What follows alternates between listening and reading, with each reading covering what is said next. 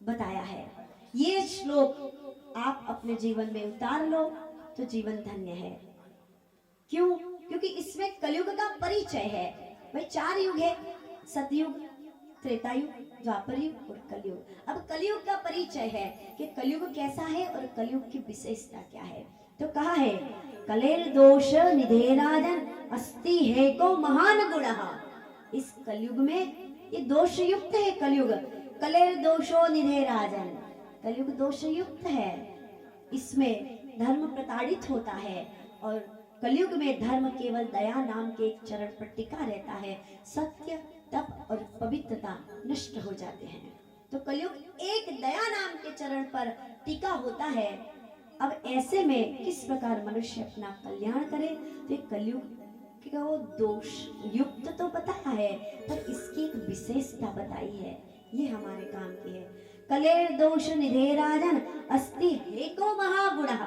इस कलयुग का एक महान गुण है। क्या है? प्रसन्न हो जाना जानकर कि कीर्तना देव कृष्णस्य। इस कलयुग में अगर मनुष्य कृष्ण परमात्मा का कीर्तन करता है कि कीर्तना देव कृष्णस्य मुक्त संग परम रजे। मनुष्य अगर इस कलयुग में भगवान श्री कृष्ण का केवल कीर्तन करता है तो वो परमात्मा का संगी हो जाता है, परमात्मा का प्रेमी हो जाता है। इतना कहकर सुखदेव मुनि ने अपना अंतिम उपदेश और अंतिम आशीर्वाद राजा परीक्षित को दिया है। कलयुग का बहुत वर्णन किया इस स्कंद में। और फिर सुखदेव मुनि जब अपनी कथा को विश्राम करते हैं कलयुग का एक गुण बताकर और अपने पोथी जी को जब बांधने लगे, तब परीक्षित राजा ने सुखदेव जी के चरणों में दंडवती प्रणाम किया है। जय घोष हुए हैं, अनंत पुष्पों की वृष्टि हुई है। देवताओं ने, गंधर्वों ने, सभी ऋषि मुनि महात्माओं ने, योगियों ने, ध्यानियों ने, तपस्वियों ने जय घोष किए हैं, जय नाद किए हैं, शंखों की ध्वनि प्रकट हुई है। और ऐसे में परम वैरागी श्री कृष्ण देवपायन व्यास जी के, वेद व्यासी जी के पुत्र सुखदेव मुनि वहां से प्रस्थान करते हैं। बोलिए सुखदेव महाराज की जय। सुखदेव मुनि ने प्रस्थान किया है। अब सूत पुराणी वर्णन कर रहे हैं। सूत जी जो प्रथम दिवस भागवत जी के महात्म्य में सूत जी और शौनक जी का जो प्रथम संवाद प्रारंभ हुआ था कि नैमिषारण्य तीर्थ में 88,000 ऋषि मुनि विराजित है और सूत मुनि कथा का श्रवण करवा रहे हैं। मैंने कहा था पहले दिन कि ये संवाद 7वें दिन तक 12 स्कंद तक चलेगा।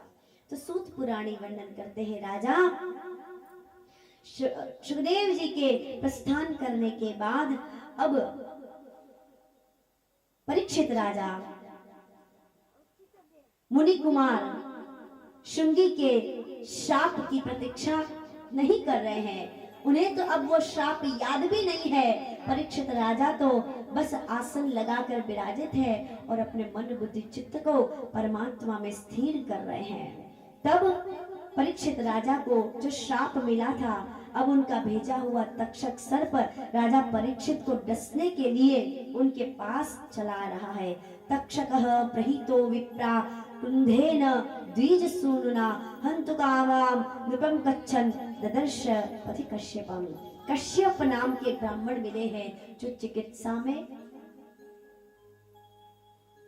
पूर्ण है, जो बहुत सुंदर चिकित्सा करना जानते हैं। वो नाग का विष भी उतार सकते हैं। तो कश्यप नाम के ब्राह्मण राजा का विष उतारने के लिए जाने लगे। रास्ते में तक्षक नाग मिला। कश्यप जी ने कहा, उस ब्राह्मण ने कहा जो चिकित्सक हैं, कि तुम कहाँ जा रहे हो? बोले तक्षक नाग हूँ, परीक्षित जी को दंश देने जा रहा हूँ। क्या होगा इससे? तुम दंश दे दोगे, उनकी मृत्यु, मैं तुम्हें बहुत धन दे देता हूँ, तुम यहीं से लौट जाओ। तो उसने बहुत धन दे दिया कश्यप ब्राह्मण ने। तक्षक लेके वहां से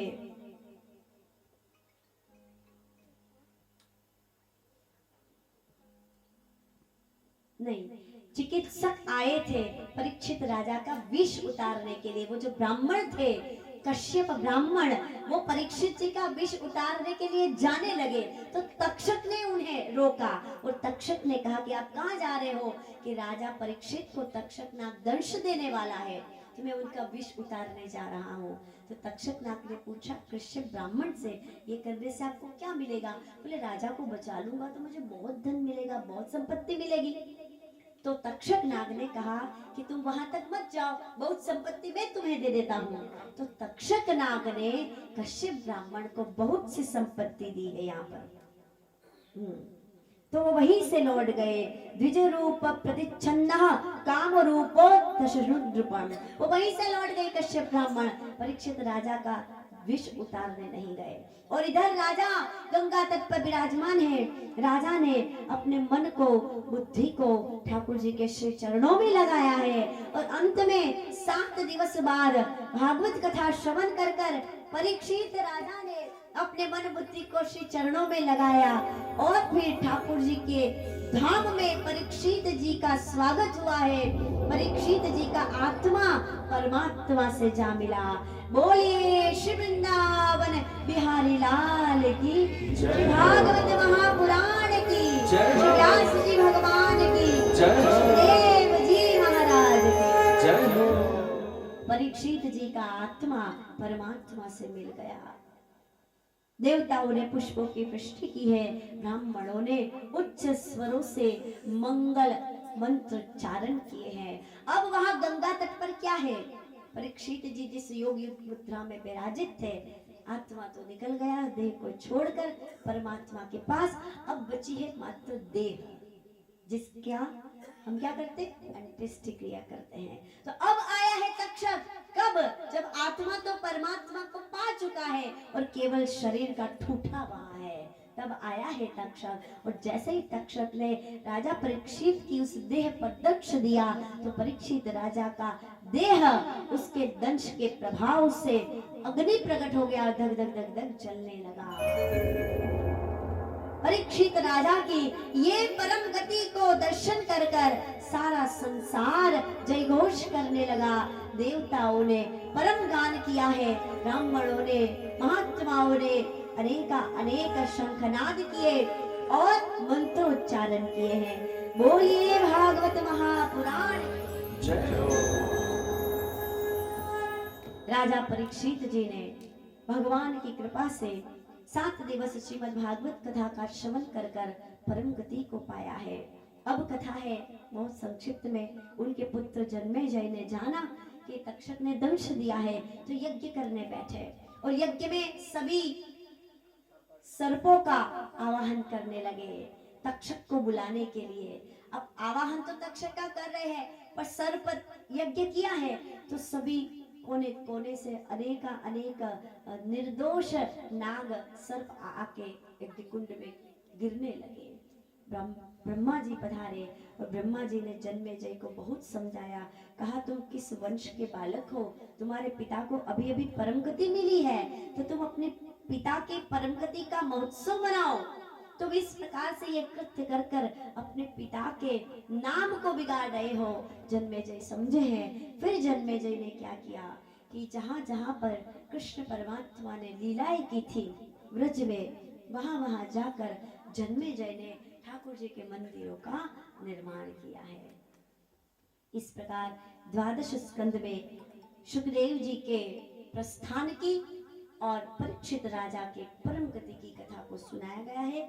12 स्कंद के विश्राम में यानी अंत में भागवत सूची हुंडी सुनाई गई है। इस हुंडी को सुनकर जो चावल, अब मुझे भी तो दीजिए, जो चावल आपके हाथ में है उसे फिर आप एक थाली में एकत्रित कर लेना और उन चावलों को आपकी जैसी व्यवस्था चाहे एक एक आकर भागवत जी पे ही अर्पित करना है। इन चावलों को यही अर्पित करना है। अब भले एक पात्र में ले लेना या बाद में जब मैं सूची सुना दूं उसके बाद, अब जैसा भी करना है आप सोच लीजिए। तो आइए भागवत सूची ज्यादा से ज्यादा 5 मिनट लगेगा। कथा विश्राम। बोलिए श्री भागवत महापुराण की जय। भक्ति योग समाख्यातो वैराग्यम च तदाश्रयम् परीक्षितमुपाख्यानम नारदाख्यानमेव च।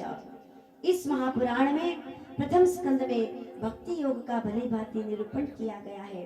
भक्ति योग से उत्पन्न अनेक प्रकार के भक्त चरित्रों का वर्णन सुनाया गया है।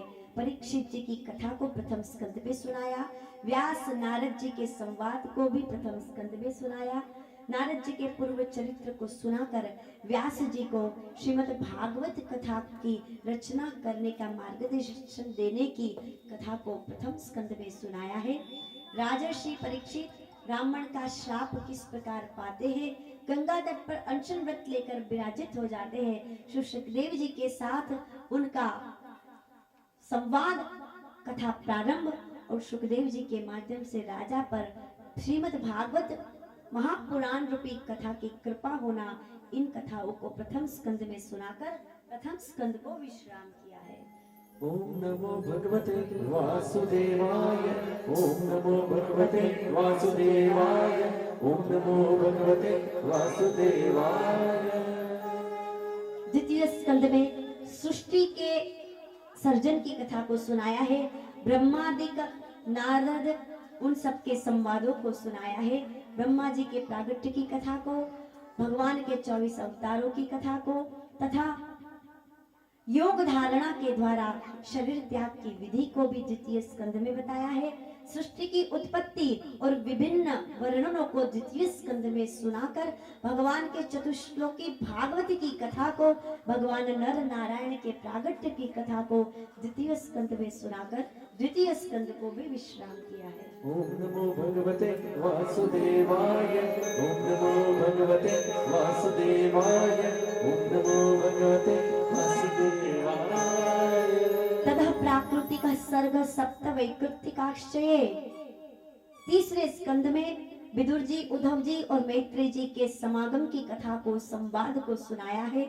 इसके अतिरिक्त तीसरे स्कंद में ब्रह्मांड की उत्पत्ति, पुरुष स्त्री के प्रागट्य की कथा को सुनाया है। वराह भगवान के द्वारा हिरण्याक्ष का वध, देवता पशु पक्षी मनुष्य की सृष्टि, रुद्रों की उत्पत्ति के कथा प्रसंगों को सुनाया है। तीसरे स्कंद में मनु और शत्रुपा रानी की 5 संतानों के प्रागट्य की कथा को सुनाया है। आहुति देवहूति प्रसूति के वंशावली को सुनाया है। शत्रुपा रानी की पुत्री देवहूति का विवाह करदम प्रजापति के साथ होना और उनके वंश में भगवान श्री कपिल नारायण भगवान का प्रागट्य होना, इस कथा को सुनाया। कपिल नारायण भगवान के माध्यम से माँ देवहूति को सांख्य योग भक्ति योग का दान करना, इस कथा को भी तृतीय स्कंद में सुनाकर तृतीय स्कंद को भी विश्राम किया है। ओम नमो भगवते वासुदेवाय, ओम नमो भगवते वासुदेवाय, ओम नमो भगवते वासुदेवाय। चौथे स्कंद में प्रजापतियों की उत्पत्ति की कथा, दक्ष यज्ञ के विध्वंस की कथा, राजश्री ध्रुव एवं पृथु के चरित्र की कथा को सुनाया गया तथा प्राचीन बरहे राजा और नारद जी के संवाद का वर्णन चतुस्कंद में सुनाया गया है। साथ ही सती माता के देह त्याग की कथा एवं ध्रुव के परम भक्ति की कथा को चतुर्स्कंद में सुनाकर चतुर्थ स्कंद को भी विश्राम किया है। ओम नमो भगवते वासुदेवाय, ओम नमो भगवते वासुदेवाय, ओम नमो भगवते वासुदेवाय। पंचम स्कंद में राजा प्रियव्रत के उपाख्यान को सुनाया है। नाभि राजा की कथा, ऋषभदेव जी के अवतार की कथा, भरत जी के चरित्र को सुनाया।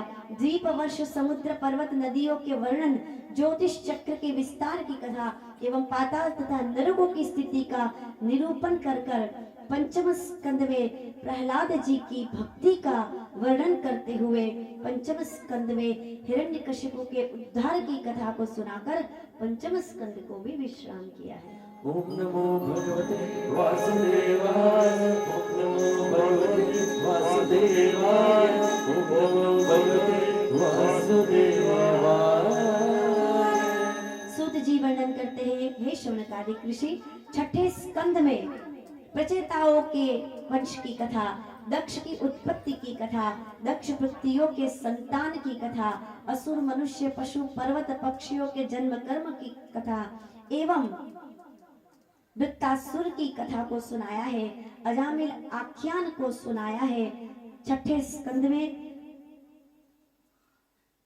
इन कथाओं को सुनाकर छठे स्कंद को भी विश्राम किया है। ओम भगवते वासुदेवाय, ओम नमो भगवते वासुदेवाय, ओम नमो भगवते वासुदेवाय।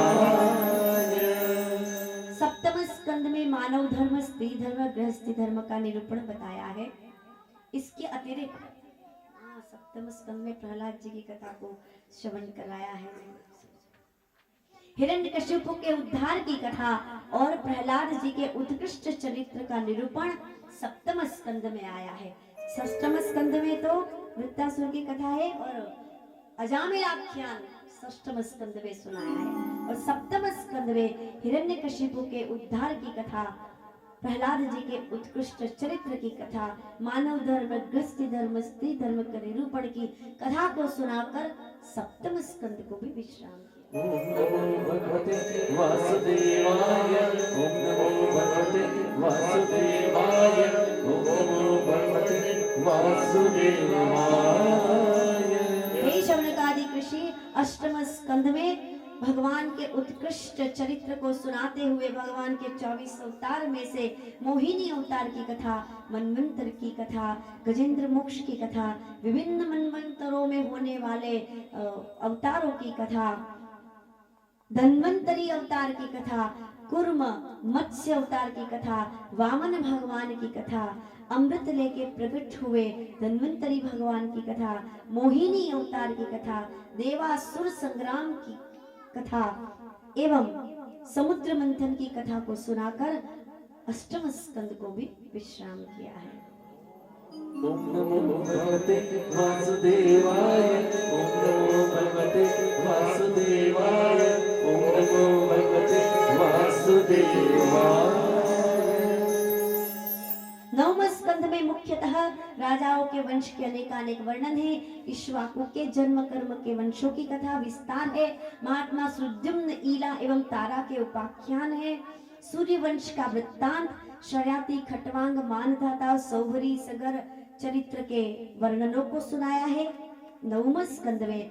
तदंतर इसी स्कंद में भगवान श्री रामचंद्र जी के प्रागट्य की कथा 3 अध्याय में सुनाकर नवम स्कंद को भी विश्राम किया है। ओम नमो भगवते वासुदेवाय, ओम नमो भगवते वासुदेवाय, ओम नमो भगवते वासुदेवाय। हे शौनकादि ऋषि दशम स्कंद में यदुवंश में जगतपति भगवान श्री कृष्ण के अवतार ग्रहण करने की कथा को सुनाया। अनेक असुरों के संहार की कथा, भगवान की अनेक लीलाओं का निरूपण। दशम स्कंद में भगवान का कीर्तन, भजन, गोपियों की शरणागति और नंद बाबा यशोदा मैया के प्राणों की, कृष्ण परमात्मा से प्रेम की कथा को सुनाया। वसुदेव की पत्नी देवकी के गर्भ से जो भगवान प्रकट हुए, गोकुल में नंद बाबा के घर जाकर बड़े पूतना के प्राणों को दूध के साथ पिया और शक्टासुर का, तृणाव्रत का, बकासुर का, वत्सासुर का, धेनुकासुर का, प्रेम्बासुर का उद्धार किया।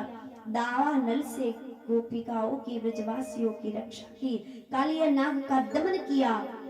इसके बाद गोपियों के भगवान को पतु रूप प्राप्त करने के व्रत को पूर्ण करते हुए भगवान श्री कृष्ण ने प्रसन्न होकर शरद पूर्णिमा की रात्रि पे उन गोपियों का स्वीकार किया। भगवान ने यज्ञ पत्नियों पर कृपा की और ब्राह्मण और यज्ञ पत्नियों पर कृपा कर उन ब्राह्मणों के पछतावों को भी शांत किया। गोवर्धन धारण की लीला को कर भगवान ने ब्रजवासियों की रक्षा की। कामधेनु ने आकर भगवान का अभिषेक किया। भगवान गोपाल हुए, गोविंद हुए। इस कथा को सुनाया। शरद ऋतु में ब्रज सुंदरियाओं के साथ ठाकुर जी ने रस क्रीड़ा की है। अक्रूर जी का मथुरा से गोकुल पधारना और भगवान श्री हरि का मथुरा गमन हुआ, इस कथा को सुनाया है। मथुरा पहुंचकर पुलिया पिढ़ाती मुष्टिक चाणक्य के साथ युद्ध करना, उनका संहार करना, इस कथा को सुनाया। सांदीपनी ऋषि के यहाँ जाकर विद्या प्राप्त करना, इस कथा को सुनाया। ठाकुर जी का यज्ञोपवीत संस्कार होना, मथुरा में इस प्रकार निवास करना, फिर द्वारिकापुरी का निर्माण करना, यदुवंशियों के साथ मिलकर महाभारत के युद्ध को पूर्ण करवाना, बलराम जी के साथ यदुवंशियों के साथ युधिष्ठिर राजा के राजसूय यज्ञ को पूर्ण करना, जरासंध को जीतना, इन सभी कथाओं को दशम स्कंद में सुनाया है। कालीय वन जो मुचकुंद थे उसके माध्यम से, मुचकुंद राजा के माध्यम से कालीयवन के संहार की कथा को भी दशम स्कंद में सुनाया है। इसके अतिरिक्त उत्तरार्ध में भगवान के 16,108 विवाहों की कथा को श्रवण कराया है। भौमासुर से 16,100 कन्याओं की मुक्ति की कथा को सुनाया है। इसके अतिरिक्त दशम स्कंद में ठाकुर जी की और अनेक लीलाओं को सुनाकर दशम स्कंद को भी विश्राम किया है। ओम नमो भगवते वासुदेवाय। ओम नमो भगवते वासुदेवाय।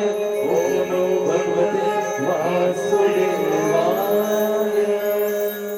एकादश स्कंद में यानी 11वें स्कंद में ब्राह्मणों के द्वारा यदुवंशियों के शाप की कथा, यदुवंशियों के संहार की कथा को सुनाया है। श्री कृष्ण और उद्धव के संवाद को सुनाकर भगवान के सुधांगमन की कथा को भी एकादश स्कंद में सुनाकर विश्राम किया है। ओम नमो भगवते वासुदेवाय। ओम नमो भगवते वासुदेवाय। ओम नमो भगवते वासुदेवाय। 12वें स्कंद में विभिन्न युगों का वर्णन है और कलयुग का पूर्णतया वर्णन है। कलयुग में मनुष्य की गति कैसे विपरीत होगी उसका वर्णन है। इस प्रकार द्वादश स्कंद में कलयुग का वर्णन करके और कलयुग की विशेषता को बताकर द्वादश स्कंद को भी विश्राम किया है। ओम नमो भगवते वासुदेवाय। ओम नमो भगवते वासुदेवाय। ओम नमो भगवते वासुदेवाय।